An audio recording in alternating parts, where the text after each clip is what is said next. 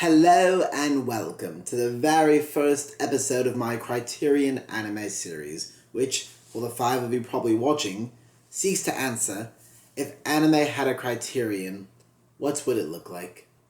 For today, allow me to take you on a musical journey through the wonderful world of Carole and Tuesday. Why, you might ask, would I choose this anime to kickstart my series?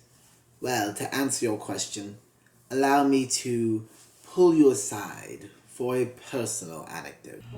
I happened upon Carole and Tuesday one day while scrolling through Netflix board. The first few notes of the trailer played, and I found myself intrigued. Of course, I scrolled right past it and looked for another show because, if I'm being honest, I just don't place much stock in Netflix anime. I'm sorry. But after doing this process maybe another 2 or 3 times, eventually it was a cold winter's night, New Year's Day, and I finally decided to let the entire trailer play, and I was tantalized. I proceeded to give it the 3-episode test, and after that, I was hooked. I watched the entire first season, and then the next day, I watched the entire second season. It was a pleasant reminder to me that not all recent animation from Japan is trash. Just 95% of it, like every other media form. But far too often, I see people trying to lump anime as a whole into one big group, as in either you like all anime, or you like none of it, with few exceptions being the people who say, I don't watch anime, but I watch X, where X is, of course, just Cowboy Bebop. So, this series seeks to examine the 5% of anime that is good, and not just trying to spin a quick buck to fund pachinko parlors. Now, of course, this doesn't mean that an anime has to be a masterpiece, but it does need to stand out in its own unique way. And I believe Carole and Tuesday does just that. Unfortunately, anime comes and goes faster than a thief in the night, and no one can remember a thing. But now that I am here, your loyal, faithful, spectacular Phantom Thief bee, maybe now we can remember all the greats that have come and gone, perhaps without even our knowing. From the creative mind of Shinichiro Watanabe, creator of Cowboy Bebop, Samurai Champloo, and Space Dandy, Carole and Tuesday is the story of 2 young women pursuing their dream of becoming musicians on the planet of Mars in a time when AI music dominates the field. For this video, I shall focus on 3 points of discussion as reasons for why Carole and Tuesday deserves a place in the anime criterion, those being the music, the journey, and the message of it all.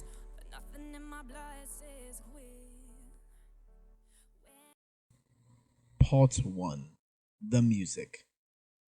In Carole and Tuesday, music adds a layer of depth and complexity to the story and characters. And while that might seem obvious, let me remind you that most anime music sounds like this.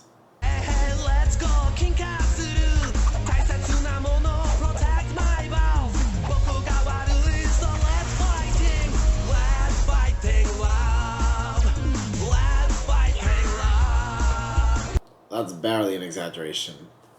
But songs in Carole and Tuesday establish and develop characters, while overall just sounding great, because real music connects to us on a personal level. Let's take, for example, All I See, sung by Desmond in the show, the David Bowie-like character, vocalist Marker Starling.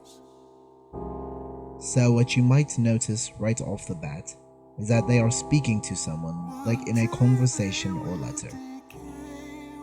This is basically confirmed because Desmond says in the show that they only sang for this person, and when he died, they no longer felt the will to sing until they felt the love of all their friends and other great artists.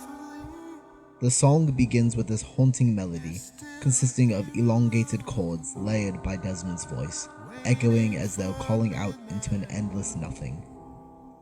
Then they say, "Look carefully. You're still here alone, waiting for midnight blue. Our minds will always race ahead. Our hearts remain behind." This sets the pace of this song. Desmond seems to be pleading their point to this lover, but we'll come back to that in a minute. Only you can live this fate. Be not afraid. Don't have to shed your skin just to change. So stay. Essentially, don't be afraid to live your life and become the person you want to be. Change isn't impossible. In the next verse, Desmond echoes more deathly imagery of the corporeal form, emphasizing even further that this lover's mind is still racing towards the end and finality of all things, rather than staying in the moment. But they want this person to see that we are so much more than the shell of our mortal shackles. Desmond says, "Can you hear the silent voices? Every living thing screams. Don't leave me here alone. Your fleeting life will end in this beautiful world, but all I see is bright, but just for a moment, so stay here." Here, Desmond ties humanity together, along with this lover, illustrating how we're all just looking for a connection to each other, to not be alone. They go on by highlighting that time is short and life is beautiful, so don't miss it.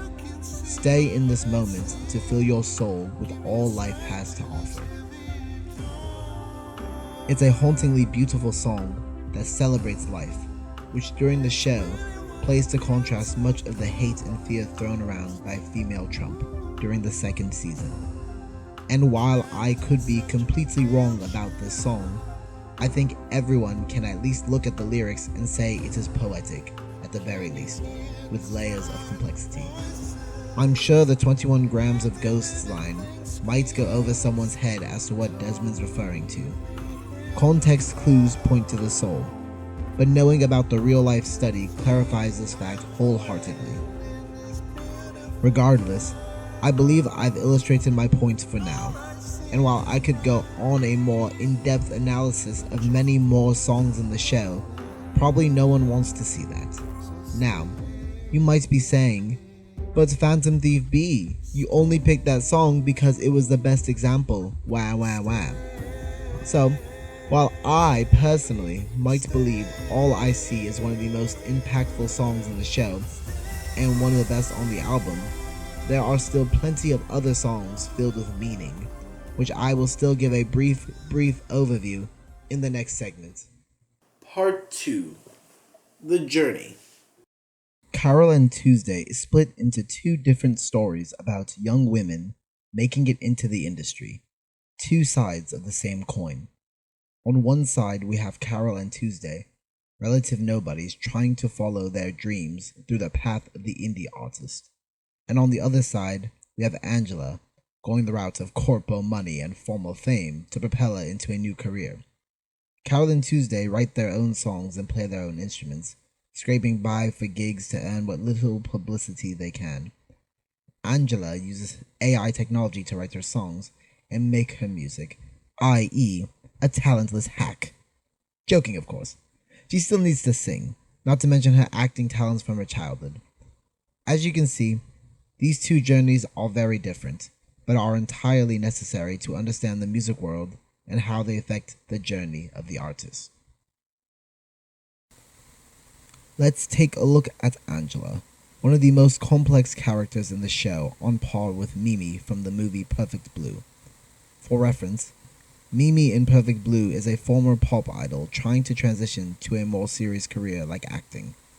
While doing so, she comes into conflict with the self she projects in the public space, as well as the self she tries to retain in the private space. Angela, in that same vein, is a former child actress trying to make it into the music world on her mother's recommendation, as a way to have a career that lasts beyond ephemeral looks. After all, not everyone looks transcend time the way mine can.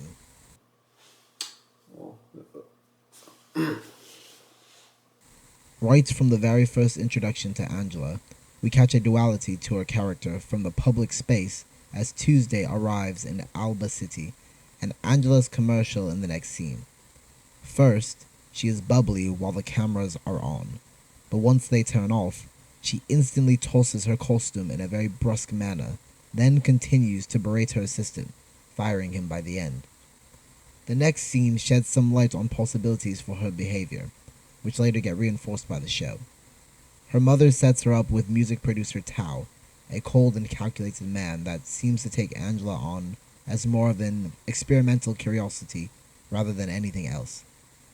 To this, Angela says, "I need someone I can boss around," implying she wants to feel some sort of control. And based on the setup of this scene, we can catch a glimpse as to why, being her overbearing stage mom, shown here grabbing her face while Angela looks away, a sign of resignation to a more powerful figure. This is where her journey of self-discovery and self-improvement begins. Tao works the first half of the season trying to improve Angela's vocal cords in order to sing the songs his AI produced.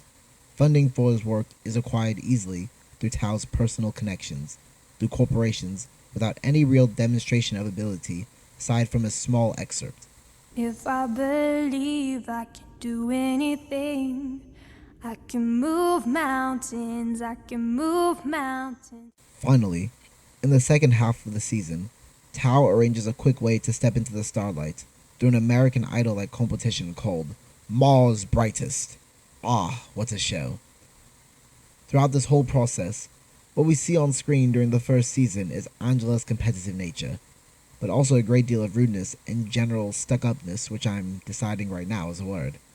To many, this may all come off as a standard princess type we see in many different forms of media, but it's more about what you do with the tropes you're given rather than the selection of tropes themselves. And I believe Shinichiro Watanabe handled Angela quite nicely. In the first half of the season, she still comes off as this type, but at Mars Brightest during the second half, we get a closer look to her inner workings. To that end, I'd like to bring you back to the music. As I mentioned before, music is a powerful force in this show used to explain characters' inner persona. No, not that one. Moving on to Move Mountains, I'll see myself out. The first song she performs, vocalist Elisa, is the same she performed briefly to win over the corporation. This show often conveys the idea that feelings and connection can be reached through music, and I believe Angela follows this trend in her music. She even remarks on this phenomenon to Tao before singing her final song for the season. Somehow, even though she sings some top charts pop, there is a person behind the words. The judges ask her why she decided to switch career paths, and she says her song will do the talking. The important words of the song being, "Everything is hard to do the first time, but if falling will make me stronger, I'll get up and try it again. I will follow my dreams forever." She refers to someone in this song, which I believe is her mother, who originally placed her on this path. All in all though, this song shows Angela's drive and confidence. The second song Angela sings at Mars Brightest is All I Want.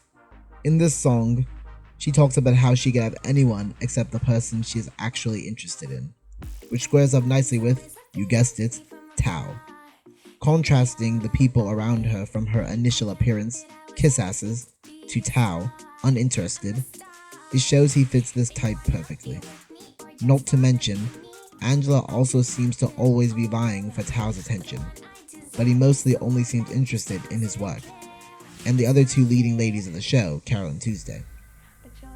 This reinforces the depictions of her jealousy towards Carole Tuesday, and because of this, makes her work harder towards being the best.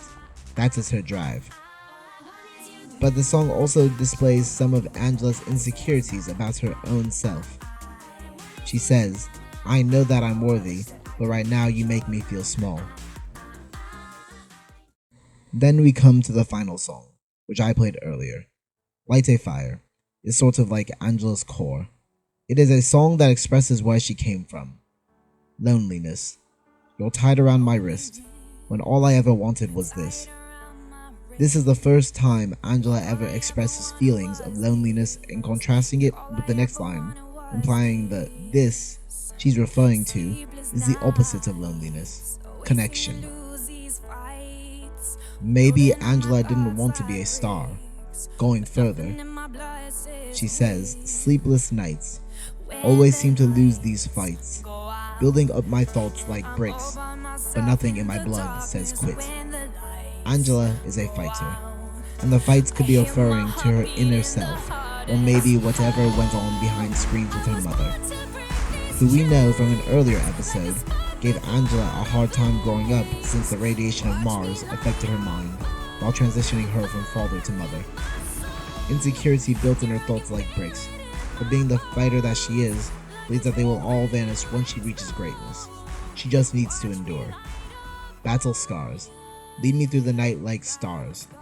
When every single wall comes down, I'll be standing on the edge of greatness. So by the end of season 1, we get a glimpse into Angela's psyche and see a peek under the curtain. Season 2 is where we really start to peel back the layers of Angela and unravel her as a person. In the interest of time, I'll try to boil down the songs to their core components. Essentially, Angela's the big up-and-coming star struggling to deal with the consequences of great fame. The first episode sets up the stakes for Angela fairly quickly. She already shows insecurities about Tao, not around to see her first performance in the starlight. But furthermore, in her first song, Breathe Again, she outlines her goal for the season.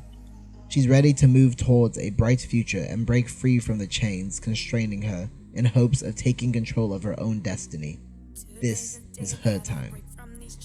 Unfortunately for Angela, over the season, her life keeps taking worse turns, beginning with a stalker. A person who already holds little trust for others can't even feel safe in her own home, and that reasonably causes a great deal of stress. Couple that with Tao's sudden disappearance, leaving only an AI version of Angela behind, and her mother's death, that makes for one broken person. All of this culminates at the Mars Grammys when Angela collapses on stage from drug overdose. Before this moment, however, we see her breaking down very much like Mimi from Perfect Blue, foreshadowed early in the show by another character that went through similar struggles to Angela, serving as a warning by the show for the dark path she starts heading down. Take this for instance. After that, I don't really know the details. But being crushed by stress, outside pressure, loneliness, that's something I've seen countless times in this industry. Ever since she was little, Angela's always been working. She couldn't go to school, she couldn't make friends, until now, she spent her days working as mommy's puppet. Back then, I was deceived and betrayed by so many people. I became unable to trust anyone. No matter how famous I was, the hole in my heart couldn't be filled. These two characters, Flora and Angela, speak to each other in a dangerous way, but also a hopeful way as Flora still returns to the light. That is to say, even Watanabe shows a dangerous path, he still leaves room for hope. In Endless, Angela wrestles through her conflicted feelings over her mother's death, and rather than try and go over every little detail, because there are a lot, I'll summarize. Essentially, Angela only worked so hard to achieve this dream because her mother wanted it, and she's not sure now who she even is, a crisis of identity. The way she felt about her mother was a form of love and devotion, but there is much pain and sadness there as well. Nothing makes sense, and there's nowhere left to go because she devoted everything to her mother. And at the heart of all of Angela's problems is identity and loneliness. It is impossible to bear the weight of life alone. Angela strives for perfection, her whole life trying to please her mother, and she cannot attain it. Tao leaves behind an AI copy of Angela, which can only be seen as the perfect, peppy self she's supposed to be and cannot. But maybe if she keeps trying, she might be able to achieve it somehow, and please her mother in that process. Except when she loses everything. Tao steps in to bring her back into the light. He explains to her that he is in a way her brother, or at the very least a man of similar circumstance, and through that, they will always be connected so she never needs to feel alone. Furthermore, she should start singing for herself. By the end of this arc, she realizes that the only reason she hated Carole and Tuesday was because they were always true to their feelings, and she wanted to be like them. Coming to terms with this fact, we see she finally is able to accept the love of others without needing to compete. She joins Carole and Tuesday for the performance of a lifetime. Section 2, Carole and Tuesday. Continuing on to the leading duo, this will be briefer since I do not plan on examining every one of their songs in great detail because they have a lot of songs. So what makes up Carole and Tuesday? Carole was an orphan that came to Mars to try and make it in the music industry, and Tuesday is the daughter of a famous politician who ran away from home to pursue a dream of being a musician. Carole met Tuesday on a bridge while performing the song that defined both women. Where Angela's core is light a fire, the core of Carole and Tuesday is the loneliest girl, as that is who they are. This song, the song that drew me into the show in the first place, is a song about connection. Two different people sharing the same feeling of loneliness, only conquered when they meet each other.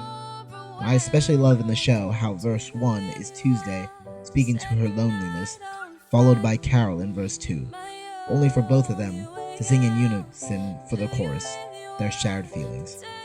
A simple effect, but beautiful nonetheless. The journey for Carole and Tuesday takes on quite a different form than Angela's. Rather than have an arc full of character development and large swaths of growth, Carole and Tuesday's journey focuses on overcoming difficulties and hardships. Most of their songs speak to this as well. From Army of Two, Ain't Nothing Gonna Stop Us Girl, It's You, You, and I, to Message in the Wind, I'd Rather Paint the World Bright Than See in Black and White, It's Never Too Late to Look Up, to After the Fire, new maps are drawn, nothing to cry for, new dreams are born. Out of the ruins, flowers will grow, people rebuilding stone by stone. You get the idea. Carole and Tuesday are hopeful and always looking towards a bright new future just beyond the horizon. And during the second season, when they bring events compared to our real life, these two are singing about hope that will outlast the hate so prevalent today. As Crystal, the Beyonce type, says, The light that shines in the dark is Carole you. and Tuesday begin as nobodies. Then, when they join together, they are indomitable in both spirit and career. After all their setbacks from family issues and poor gigs, they make it onto Mars' Brightest with talent alone. And though they don't win at the end, they still gained a ton of publicity and were also given a record deal, which Gus threw away. But luckily for these two peppy young women, they moved on and continued as musicians, free from corporation restrictions because they just love playing music together. That simple love for who they are and what they do resonated with several other characters in the show. For Carole and Tuesday, their bonds of love are all they need to be happy, and it's precisely these bonds they wish to extend to the furthest reaches of the universe with their music, bringing them to the grand finale of the show. Conclusion. The message. As I said earlier, Carole and Tuesday is different than Shinichiro Watanabe's other works, simply because the purpose of this show extends beyond the journey of the characters. By the last episode, Carole and Tuesday gather every artist they've met on their journey to create one song that will shine a light in a bleak world. And just before they have to go on stage, Angela joins them, the last of the three loneliest girls, to sing easily one of the best songs in the show and a fantastic finish to the series, Mother. At its very core, Carole and Tuesday is a show about hope, love, and freedom to express one's soul. To put it all together, Season 1 dealt with the artist in relation to the self. The story follows Carole, Tuesday, and Angela as they solidify who they wish to be in this musical world of Mars. Season 2 deals with the artist in relation to the world. How does the presence of these emerging stars affect the world around them and vice versa? For Angela, megastardom invites stalkers and crippling isolationism that leads to a spiral of depression. For Carole and Tuesday, their freedom of expression and self allows them to attract familial souls that allow them to spread hope and joy in a world looking rather bleak. And in this final episode, Shinichiro Watanabe uses his characters to demonstrate overall that the artist's job is to inspire. So while one might easily try to simplify the show and boil it down to being just another sports or music anime that tries to say that expression for the sake of expression is better than being famous, there is clearly more in these 26 episodes, as shown by the contrast to Angela in the final lines of the show. It is about how artists inspire change by moving the souls of others. Shinichiro Watanabe certainly inspired me to make videos about things I love, rather than just complain about all the negativity in the world today. I think Gus puts it best when he says, "I believe the real miracle happened in the hearts of all those watching." And that's all there is to it. I may not have been able to speak to every aspect of the show that makes it unique, but I believe I have pointed out why Carole Tuesday stands out amongst modern anime, and certainly deserves a spot amongst the greats. Now, I understand some people were a little angry by the ending tease, but just think about it. Carole Tuesday is not a show that needs any more episodes.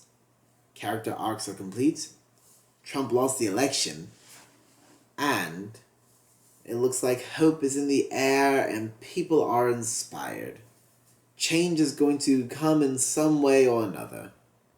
But of course, that is just my personal and perfect, or mostly perfect, view on how things are. I'm all out at this point. Thank you, my 5 wonderful viewers, for tuning in to watch. Good night. Or good day. Whichever it is in wherever you are.